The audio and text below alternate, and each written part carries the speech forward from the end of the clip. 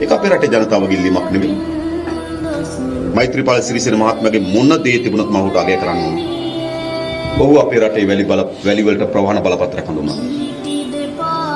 ඔහු මනම්පිටියේ වැලි තොටුපොළ විශාල ලෙස වැලිගොඩ දැම්මේ ඔහුගේ සහෝදරයා වැලිරාජ්.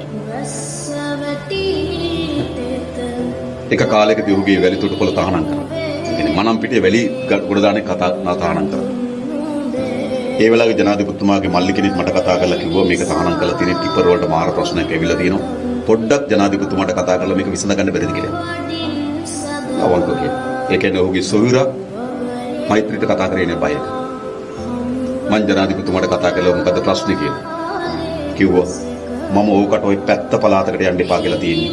DIGට කිව්වා ආවොත් දනිස් දෙකෙන් පල්ලාට වෙඩි තියන්න කිව්වා.